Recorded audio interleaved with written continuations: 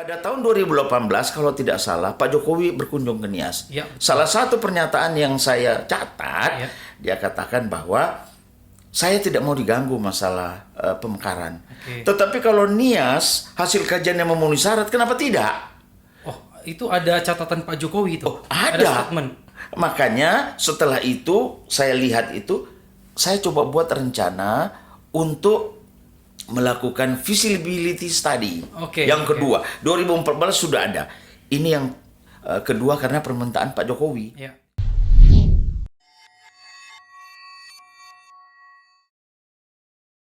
Oke Om, selamat sore. Selamat sore. Ya, Salam. shalom. Ya, kita boleh buka maskernya Om. Oke. Nggak lumayan jauh 1 meter lebih.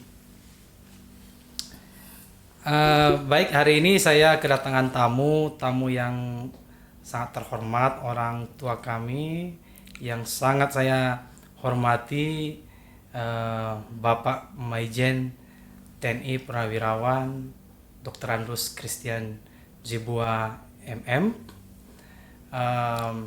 Di momentum yang luar biasa ini, saya sengaja mengambil kesempatan di sela-sela pertemuan. Saya meminta kesediaan beliau untuk bisa bincang-bincang sebentar, dan ternyata beliau memberikan waktu, dan ini kesempatan yang amat terhormat. Beliau ini jabatan terakhir sebagai Pangdam Cendrawasih, Ya. betul ya Om? Pangdam Cendrawasih, dan ya kita mau bincang-bincang sedikit tentang ini, khususnya kita yang di Kepulauan Nias. Kemarin tahun-tahun sebelumnya Om, khususnya perjuangan untuk Provinsi Kepulauan Nias ini, karena saya melihat euforianya, kemudian harapan masyarakat sangat besar sekali supaya Kepulauan Nias ini benar-benar menjadi satu provinsi. Dan Bapak Christian Zibua ini juga Ketua Umum BPP PKN. BPPKN. Kepanjangannya Badan Persiapan Pembentukan Provinsi Kepulauan Nias. Badan Persiapan Pembentukan Provinsi Kepulauan Nias. Tentu di momentum ini sangat penting kita meminta pendapat beliau, dan memang saya secara pribadi juga bagian dari panitia itu Om, dan juga sering mengikuti kalau ada kegiatan-kegiatan di DPR sebagai bagian dari panitia dan juga sebagai pemuda Nias. Dan hari ini kita minta pendapat Bapak Christian untuk memberikan pandangan seperti apa mewujudkan harapan masyarakat yang begitu luar biasa euforianya di Pulau Nias itu. Bagaimana Om? Ya, terima kasih. Jadi saya bangga kalau pemuda Nias ini Pak Dr. Vincent menganggap bahwa Provinsi Kepulauan Nias ini sangat penting, dan memang itu betul. Kalau kita berbicara kenyataan, sebenarnya tidak semua semangat itu dimiliki oleh orang kita Nias. Sekarang nampaknya udah ada yang agak redup dengan segala macam alasan, katanya kalau kita berbicara Provinsi Kepulauan Nias, kita ini mau menggoreng isu politik dan sebagainya. Itu salah besar. Ya. Ya, kalau kita melihat Nias secara utuh, kondisinya sekarang prihatin kita. Di Sumatera Utara hanya kita yang tertinggal. Saya nggak tahu kenapa. Padahal kalau dilihat dari potensi yang ada di daerah, ya, kekayaan alamnya, kita dikelilingi oleh lautan, waduh luar biasa. Keindahan alamnya luar biasa, daerah pariwisatanya luar biasa, budaya leluhur yang ditinggalkan kepada kita luar biasa, dan dunia mengakui itu. Tapi kenapa kita miskin di antara semua daerah di Sumatera Utara? Ini question mark, ya, itu perlu dipertanyakan. Dan ini saya tantang anak-anak muda Nias sebenarnya. Kenapa itu bisa terjadi? Ya, coba aja dibayangkan, indeks pembangunan manusia kita hanya sekitar 61. Sangat kurang rendah ya. lebih rendah. Ya. Sementara rata-rata Sumatera Utara itu 71, 72. Kita rendah kali. Loh, emangnya kenapa? Indeks pembangunan manusia itu kan dilihat dari faktor pendidikan, kesehatan, kesejahteraan. Kok kita jauh kali, kenapa? Ya, kenapa? Sumber daya manusia juga kita lihat. Juga sebenarnya cukup hebat kita. Tapi kok kurang bergema gitu ya, kurang bergema. Saya tidak mengerti apa masalahnya. Tapi untuk kita ketahui dulu bahwa kita sekarang sudah 4 kabupaten dan 1 kota. Jadi kalau kita masih di bawah provinsi Sumatera Utara, artinya kita harus mendapat kue itu dari Sumatera Utara, dari 33 atau 34 kabupaten kota. Jadi itu yang kita dapat gitu ya. Sementara posisi kita sangat strategis. Oke. Kita itu terletak di bagian barat. Kita termasuk pulau terluar. Ya, sering saya katakan bahwa Nias itu adalah garda terdepan Negara Kesatuan Republik Indonesia pada bagian barat. Oke. Ya. Pulau Nias itu terdiri dari 133 pulau. Yang terhuni hanya 30 pulau. Wow. 103 kosong, bisa dibayangkan itu. Artinya ancaman dari luar sangat berpotensi ya. Sangat berpotensi. Itu yang saya sampaikan di DPR RI, termasuk dan Pak Tito, Oke. Menteri Dalam Negeri. Saya katakan boleh. Sekarang kita semua bangga dengan ibu kota baru di Kalimantan. Ya, Tetapi jangan dilupakan bahwa hakikat ancaman itu datang dari barat. betul. Ya, dari Samudra Hindia. Kalau Selat Malaka, Ya. sekarang sudah banyak yang berkepentingan di sana. Ya, Ya, sangat susah kita lah itu ditembus di sana. Dia disusupin, pasti ya. tempat yang kosong. Benar. Nah, tempat kosong di tempat kita. Bayangkan 103 kosong pulaunya, kalau disusupi masuk di situ penyusup-penyusup, bisa dibayangkan mau jadi apa kita. Nah, makanya saya bilang pada waktu dengan Bapak Menteri Dalam Negeri, Pak tolong diperhatikan itu. Satu-satunya cara untuk kita bisa backup itu di sana, ditingkatkan ya status pemerintahan di sana. Baik. Jadi provinsi. Ya, Status juga angkatan atau TNI-nya juga naik, yang hanya Kodim mungkin bisa jadi Korem. betul. Kepolisian juga bisa mungkin jadi Polda. Ini kan pengamanannya jadi lebih kuat gitu. Ya. Di sana ada angkatan laut juga statusnya akan Ditingkatkan. tinggi. Dan tidak hanya itu aja. Tingkat pengamanan tinggi dan kesejahteraan juga harus meningkat. Naik, betul. Kalau rakyatnya miskin gampang disusupi. Oke. Nah ini jadi kalau menurut saya, dan saya sudah buat tulisan tentang itu, Oke. pembentukan provinsi ini sangat mendesak, tidak boleh ditunda-tunda. Oke. Ya, saya katakan sekali lagi, kita boleh pindah ibu kota, tetapi kalau masuk ini ancaman, kita tidak terasa Ya. bahwa kita terancam. Ya. Nah ini yang perlu kita hayati bersama. Ini dari Gitu. sisi geopolitiknya lah, Om. Geopolitiknya, dari sisi geopolitik. Kemudian sampai di mana perjuangan itu? Ya. Mulai 2014 sebenarnya sudah harus ketok palu. Dan hai saudaraku orang Nias, Ya. kita harus ingat itu. Pengorbanan para pendahulu kita, para mantan-mantan bupati dahulu, para tokoh-tokoh masyarakat, tokoh politik begitu. Ya. Luar biasa pengorbanannya. Perjuangan itu pengorbanan uang, pengorbanan tenaga, pikiran dan sebagainya. Lalu kita ini sekarang diberi tugas untuk tinggal menggolkan. Lalu kenapa kita lemah? Memang ada yang mengatakan ya tergantung anggaran. Itu betul, semua udah tahu kita bahwa tergantung anggaran dari pemerintah. Tapi semangat itu tidak boleh berhenti. Betul. Dan saya mohon kepada tokoh-tokoh Nias, walaupun itu kita berdasarkan anggaran, tapi geliat untuk atau semangat untuk provinsi tetap dikorbankan, tidak boleh berhenti. Ya. Ya, jadi sia-sia pengorbanan yang lalu ini. Jadi jangan dipolitisir. Kita menggerakkan semangat untuk terus maju jadi provinsi itu harus. Dan kalau kita tidak ingatkan pemerintah pusat, kita salah. Ya. Kita Lupa ingatkan juga bahwa mereka. lupa. Ya. Apalagi hakikat ancaman itu. Betul. Terakhir saya waktu Pak Ria Mizar jadi Menhan, saya datang ke sana. saya katakan sehingga Pak Iriam Misar, kalau perlu kenapa di Sibolga Korem, kenapa tidak di Nias? Yes. Sehingga beliau mengatakan waktu itu kita tambah perkuatan. Wow. Sekarang saya dengar tahun lalu saya dilapor oleh Pak Dandim, dia bilang akan ada 1 batalion perkuatan di sana. Artinya hasil pertemuan kita itu ada follow up-nya. Oke. Saya nggak tahu ke depan begitu seperti apa. Ini yang perlu kita perhatikan bersama begitu. Jadi semangat itu tidak boleh mengendor.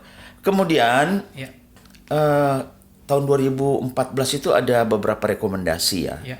Rekomendasi dari DPD RI. Salah satu diantaranya kita buat blueprint untuk Provinsi Kepulauan Nias. Bagaimana kita sudah tentang masa depan Nias? Masa depan Nias. Kita dari BPPKN sudah mulai melakukan itu, tapi kita terbatas ya. Justru saya dengar ini ada ikatan dokter Nias Indonesia, ya. Jadi saya mohon ini Pak Vincent juga dokter, mari bahannya sudah semua, kalau bisa tolong diwujudkan itu. Dan apalagi rekomendasi dulu, ini sebenarnya kita punya power penekan sebenarnya. Itu kantor Bupati Kabupaten Nias itu akan jadi kantor gubernur. Sehingga dalam rekomendasi di situ segera Bupati Nias membuat kantor kabupaten yang baru sehingga itu dikosongkan itu jadi kantor gubernur. Kalau saja Bupati yang lalu sudah merealisir kantor bupati, berarti kantor bupati yang sekarang sudah kosong, kita bisa lapor ke pusat. Kantor bupati udah kosong, mau jadi kantor gubernur. Wah, tinggal dimasukkan aja gubernur. Tinggal masukin aja gubernurnya. Dan itu kan uang rakyat. Sayang kalau tidak digunakan. Itu bagian dari bargaining politiknya juga. Bargaining politik. Jadi kita selama ini menyepelekan peluang itu, dan saya sudah sampaikan dulu itu kalau pertemuan dengan para bupati ya, nyatanya juga Pak Bupati yang lalu itu saya nggak tahu juga apa yang dia kerjakan ya dalam 10 tahun sampai sekarang kantor bupati nggak ada. Kemudian untuk diketahui oleh kita semua bahwa perjuangan BPPK ini perjuangan politik. Power politik yang sangat menentukan. Power politik itu siapa sih? Kita punya persatuan-persatuan orang Nias, kita punya kepala daerah, kita punya partai politik yang orang-orang Nias, kita punya menteri, kita punya anggota DPR RI, itu power politiknya. Kalau saya Christian dengan perangkatnya BPPKN, kita itu hanya diberi mandat menyalurkan aspirasi. Kekuatan politik kita nggak ada dibandingkan dengan yang lain. Elemen-elemen itulah yang menjadi kekuatan politik. Itu kekuatan politik. Jadi sekarang kalau itu tidak berhasil, berarti kita punya kekuatan politik nggak ada. Bukan BPPKN-nya yang lemah. Gitu loh. Kita sudah tempuh semua kementerian kita, sebagian sudah kita masuk. Lembaga-lembaga negara yang menentukan kita sudah masuk, kita sudah komunikasikan. Dorongan politik ini yang penting. Makanya saya katakan jangan berhenti semangat itu. Dorongan politik harus terus. Sehingga Pak Jokowi diingatkan. Untuk diketahui semuanya kita. Pada tahun 2018 kalau tidak salah Pak Jokowi berkunjung ke Nias. Salah satu pernyataan yang saya catat, dia katakan bahwa saya tidak mau diganggu masalah pemekaran. Tetapi kalau Nias hasil kajian yang memenuhi syarat, kenapa tidak?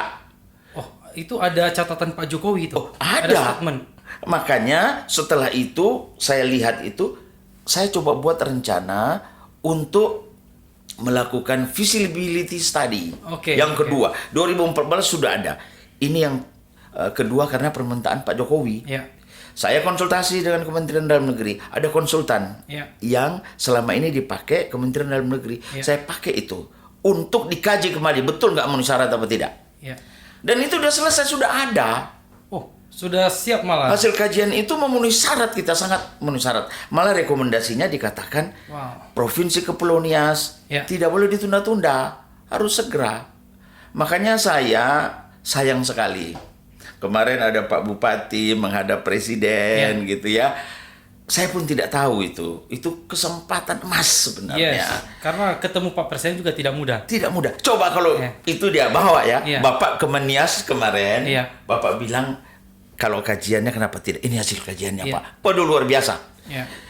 Ini satu bukti bahwa memang kita tidak memanfaatkan peluang itu dengan baik. Ya saya nggak tahu kenapa bisa terjadi. Ya sudahlah, yang sudah begitu ya. Walaupun ada seorang kepala daerah yang mengatakan menggoreng isu politik. Oh tidak, Aku takut kepala daerah itu malah tidak mengerti perjuangan. Betul.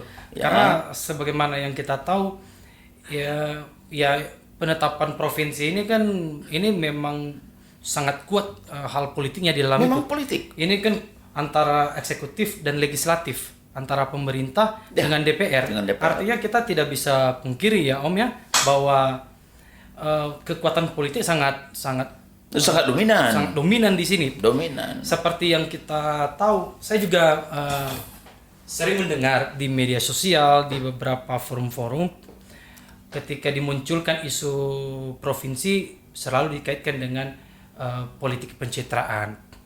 Saya memang salah seorang yang menyayangkan hal-hal seperti itu, karena mereka sering menyampaikan ini sudah ada moratorium dan sebelum moratorium dicabut itu tidak akan jadi provinsi. Kalau pandangan saya sebagai yang sedikit mengetahui perkembangan-perkembangan tentang perpolitikan, tentang hukum administrasi dan lain sebagainya, bahwa moratorium ini kan sifatnya kebijakan.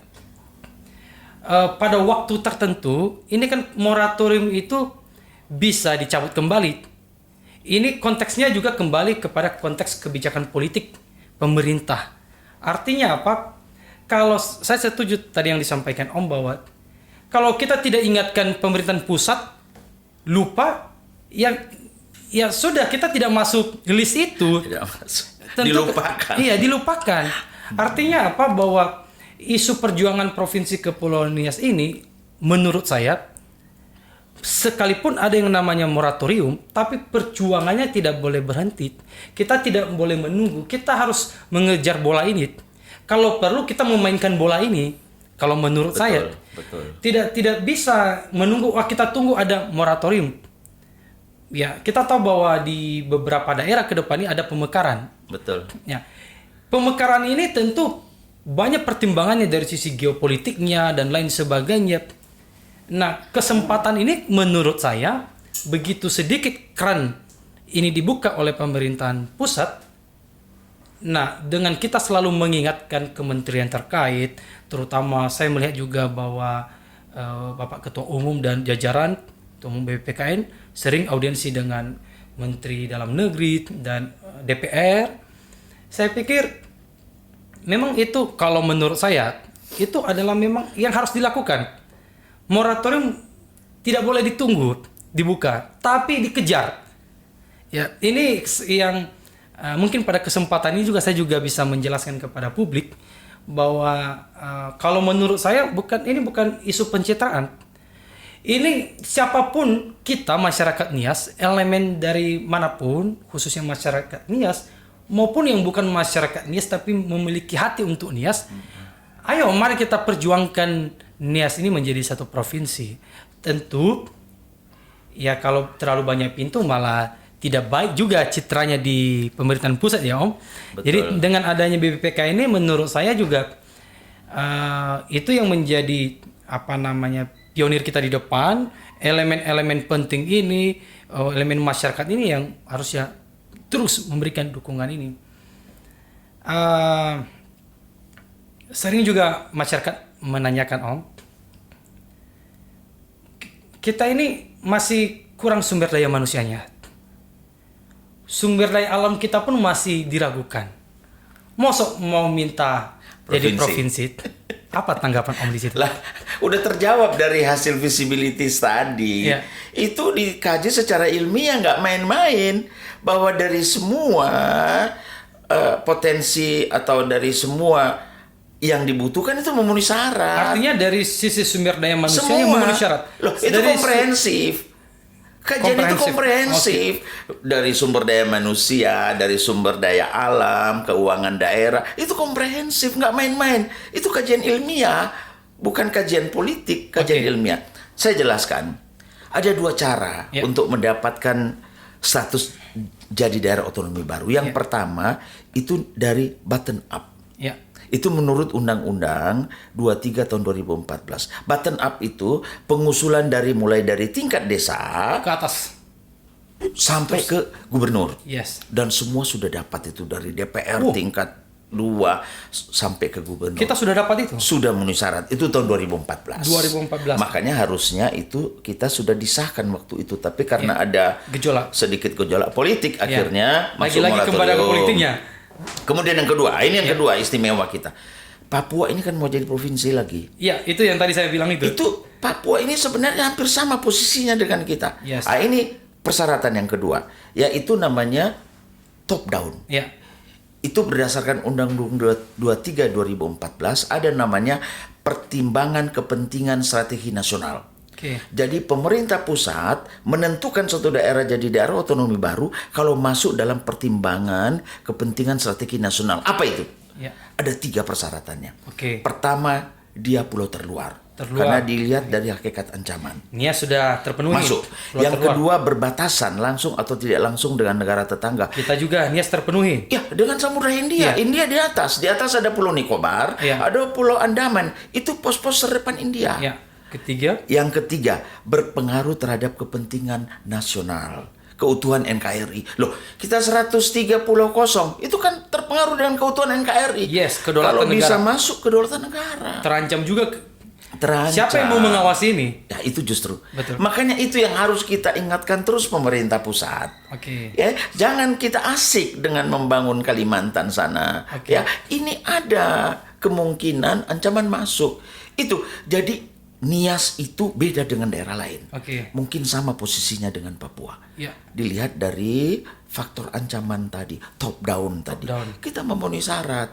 Jadi ini yang kita harus suarakan. Itu sayang sekali lagi ketemu Bapak Presiden. Jadi bukan tanya dengan Pak Presiden, kami mau provinsi, Pak Presiden. Belum waktunya pasti. Karena beliau tidak tidak dilaporkan keadaan sesungguhnya, mendesak apa tidak, kan begitu. Kalau lisan ya lepas begitu aja. Lepas begitu saja. Ini masalahnya ya. Tapi kalau diragukan sekarang, apa memenuhi syarat? Memenuhi syarat. Dari sumber daya alam, memenuhi syarat. Loh, itu hasil kajian kok. Resmi. Ilmiah lagi, itu komprehensif. Jadi jangan lagi kita pertanyakan lah masalah SDM dan itu sudah dikaji secara utuh itu. Komprehensif itu semua. Kita masyarakat juga sering pro kontra ini, Om. Tapi kalau saya lihat sih lebih banyak pronya ya daripada kontranya. Tentu kalau soal untung kan menjadi provinsi, apa sih untung dan ruginya gitu. Kalau untung kita sudah tahu tadi Om yang sudah jelaskan bahwa kita meningkatkan kesejahteraan dan lain sebagainya, kue-kue pembangunan kita juga dapat. Bisa langsung ke pemerintah pusat. Bisa nggak Om menjawab pertanyaan sebagian orang ini? Apa ruginya jadi provinsi? Coba dijawab Om. Kira-kira menurut kalau saya melihat tidak ada kerugian. Kerugiannya ya kita kerja keras. Kerja keras karena kita harus pertanggungjawabkan kepercayaan pemerintah kepada kita. Dan saya katakan kalau kita jadi provinsi, kita memberi kontribusi yang sangat besar untuk negara kesatuan Republik Indonesia. Artinya bukan rugi yang ada, Om? Bukan. Tidak dong. Nggak ada ruginya, Om? Justru Nias dikenal, dia garda terdepan negara kesatuan Republik Indonesia bagian Barat. Selama ini kan mereka nggak ngerti. Bahwa itu garda terdepan. Betul. Kita yang menjaga bagian dari NKRI ini, begitu. Itu kontribusi kita kepada negara kesatuan Republik Indonesia. Selama ini kita udah berkontribusi, kita pulau terluar. Kontribusinya sudah berapa wilayah teritori kita bertambah. Kalau tidak ada pulau terluar, mundur kita wilayah teritori. Betul. Karena daerah pulau terluar dihitungnya teritori NKRI itu dari pulau terluar, jadi nambah berapa luas. Ditambah lagi kalau kita bisa cegah itu ancaman dari luar. Betul. Nah, ini sangat penting, bangga jadi orang Nias sebenarnya. Sangat bangga jadi orang Nias. Baik Om, artinya dari sisi kajian ilmiah Kepulauan Nias itu sangat terpenuhi, sangat memenuhi syarat menjadi satu provinsi. Artinya kan di sini tidak lagi menjadi isu dialektika masyarakat bahwa kita ini belum terpenuhi, SDM kita belum, SDA kita belum. Saya pikir kalau itu tidak berdasarkan data atau kajian ilmiah, ya itu artinya itu hanya omong kosong belaka lah. Betul. Tapi dengan adanya studi kajian ilmiah ini, Artinya kita harus berbangga hati bahwa Nias sangat layak memenuhi sebagai satu Satu provinsi. provinsi. Betul. Betul. Justru mendesak. Sangat Saya kira mendesak. sama kita dengan Papua. Ya, selama ini mungkin pemerintahan pusat tidak tahu itu, walaupun saya sudah berapa kali berbicara, tapi itulah kekuatan politik itu sebenarnya, mengingatkan pemerintah. Oke, kembali ke kesiapan juga Om. Tentu pemerintahan pusat juga melihat kesiapan baik masyarakat Niasnya maupun juga pemerintah daerahnya. Karena bagaimanapun secara studi ilmiah tadi memenuhi syarat, tapi kembali kepada kesiapan kita juga. Pandangan Om mengenai kesiapan kita, misalnya oleh Presiden Joko Widodo mengabulkan permintaan doa-doa masyarakat Nias inilah. Ya. Bagaimana kesiapan kita, baik masyarakat maupun pemerintahan kabupaten kota di Kepulauan Nias ini? Ya siap sekali lah. Malu aku jadi orang Nias kalau kukatakan tidak siap. Masa dokter kita banyak, profesor ada begitu ya. Dan sumber daya, cukup bisa kita andalkan ya. Jadi kita siap. Sekarang sebenarnya kenapa perlu sosialisasi, digelorakan terus semangat itu, supaya masyarakat siap menerima perubahan itu. Ada perubahan loh. Yang tadinya kabupaten jadi provinsi. Itu akan ada satu gerakan perubahan yang harus diterima oleh masyarakat. Ya. Jadi kalau masyarakat tidak siap menerima perubahan itu akan jadi kendala untuk kita bisa mempertanggungjawabkan sebagai provinsi. Itulah gunanya sosialisasi sebenarnya. Tapi berdasarkan sosialisasi yang dilakukan oleh Om sendiri dan jajaran, seberapa antusias masyarakat kita memandang nantinya provinsi Kepulauan Nias ini? Jadi sebenarnya itu tidak hanya peran dari BPPKN-nya, pemerintah daerah yang paling berperan di situ. Oke. Bagaimana menyiapkan itu? Makanya kita terus komunikasi sebenarnya. Oke. Jadi untuk meyakinkan pemerintah pusat sebenarnya, pemerintahan daerah dia harus kerja keras menunjukkan bahwa kalau kami jadi satu akan lebih dahsyat lagi majunya begitu. Jadi sekarang kabupaten kota ini tunjukkan dong prestasinya. Coba lepas dari ketertinggalan itu, masa kita tertinggal terus sih? Yang bener aja. Karena ini tantangan ini. Betul. Kadang-kadang begini Om, kita juga sering mengandalkan kita mau jadi provinsi ini karena kita daerah tertinggal. Kadang-kadang itu juga salah satu, mungkin bisa saja menjadi alasan bahwa itu menjadi provinsi. Tapi menurut saya juga itu menjadi cambuk juga bagi kita. Betul. Mengurus yang kecil aja tidak bisa, bagaimana nanti Apalagi mengurus yang besar. besar? Itu tentu menjadi pertimbangan bagi pemerintahan pusat juga. Menurut pandangan Om seperti apa seharusnya? Apakah kita tetap mengandalkan bahwa kami ini selain pulau terluar juga pulau terpencil dan pulau tertinggal? Tiga hal ini kan boleh bisa menjadi dasar, tetapi bisa juga menjadi pertimbangan tersendiri bagi pemerintahan pusat. Wah, ini yang kita sudah kasih 4 kabupaten 1 kota aja masih belum beres, masih tertinggal terus. Gimana nanti kalau jadi provinsi? Jangan-jangan nggak bisa urus yang gede. Ini bagaimana? Justru itu ya, itu kan persyaratan normatif itu yang 3 tadi. Makanya saya katakan semua elemen yang ada di Nias ini harus bergerak, bersatu, bahu-membahu, buktikan bahwa kami punya kekuatan loh untuk bisa mandiri dan mengelola daerah kami sendiri. Kami punya kekuatan ini loh, gitu loh. Dan kami buktikan. Ini baru kabupaten dan kota bekerja saja kami bisa luar biasa, apalagi kalau kami menyatu. Ini yang sebenarnya kita butuhkan. Betul, setuju. Jadi ini saran saya kepada bapak-bapak bupati dan wali kota, marilah kerja keras untuk itu. Dan saya yakin ini bupati terpilih dan wali kota qualified lah ya. Kita berharap ke depan akan bisa membuktikan itu kepada pemerintah pusat. Jadi kita tidak kosong gitu, memperjuangkan tidak kosong. Betul itu tadi. Tapi bukan berarti ini kami selalu ketinggalan dari daerah lain. Kalau itu mengeluh terus dan menjadi andalan kita itu nggak akan bisa itu pasti nggak akan bisa. Tetapi kalau paradigmanya diubah bahwa betul waktu masih 1 kabupaten kita sangat tertinggal, begitu 4 kabupaten 1 kota mulai ada peningkatan kesejahteraan, boleh saja masih belum lepas dari ketertinggalan itu, tetapi ada peningkatan Ada peningkatan yang signifikan. Betul. Sehingga ini yang bisa kita jadi modal kita ke depan. Ya. Ini kami dengan 4 kabupaten 1 kota ini kami bisa melakukan ini. Artinya apa? Kalau kami diberikan kepercayaan satu provinsi, semua problem-problem masyarakat lebih bisa diatasi, tuntas. Gitu, lebih tuntas gitu. Betul itu. Jadi kadang-kadang ini juga yang menjadi ini persoalan perspektif ya, Om. Kita minta provinsi ini karena daerah tertinggal. Tapi kalau tidak didasarkan pada data yang baik, ini juga malah Pertimbangan pemerintah pusat ini dikasih apa enggak? Jangan-jangan dikasih provinsi malah semakin melorot dia. APBD di kabupaten kota aja tidak terserap baik. Tidak terserap. Tidak peruntukannya kurang bagus. Apalagi kalau jadi provinsi yang gedenya itu malah nggak benar juga nanti. Nah, ini kan tantangan. Artinya menurut saya ini juga perlu pemerintahan kabupaten kota harus memberikan presentasi atau meyakinkan pemerintahan pusat bahwa pengelolaan APBD ini benar-benar bermanfaat kepada masyarakat, peruntukannya benar. Betul. Kita tidak mengecewakan pemerintahan pusat.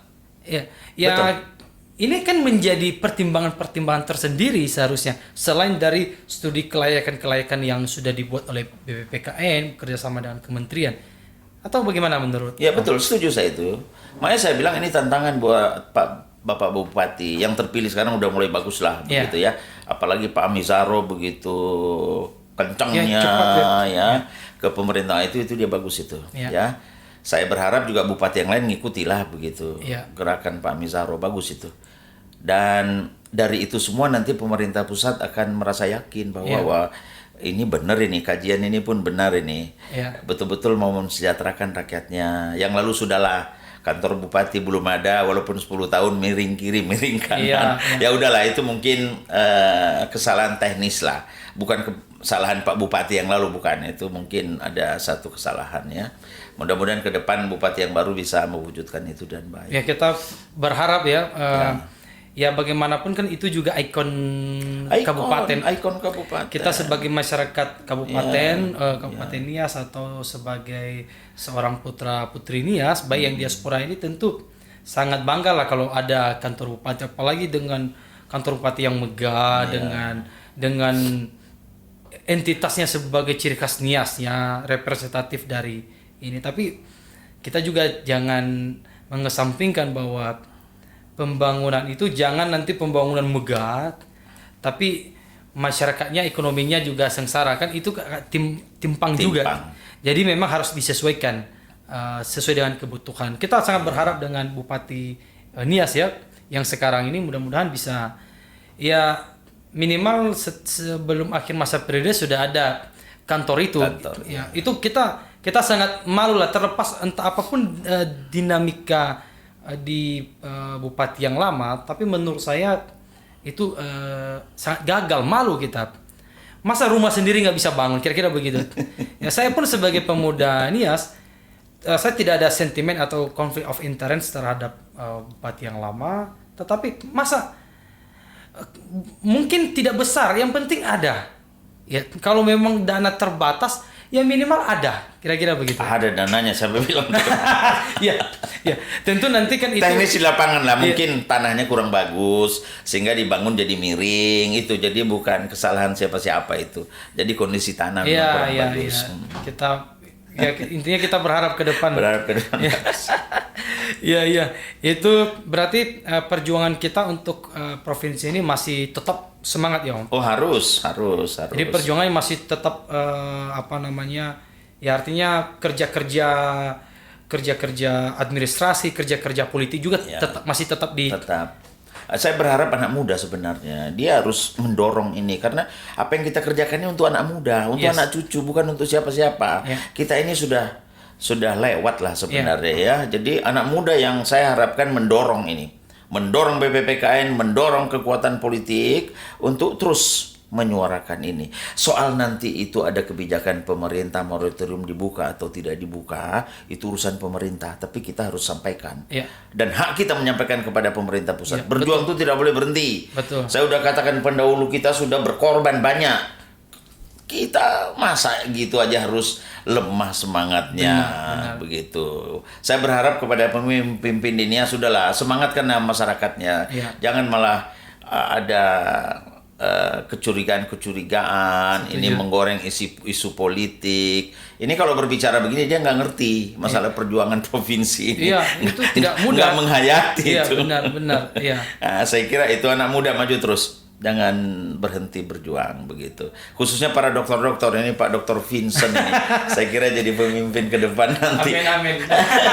Suatu kebanggaan lah saya hari ini. Kebetulan saya ada urusan di sini, ya di daulat saya untuk menyampaikan Siap.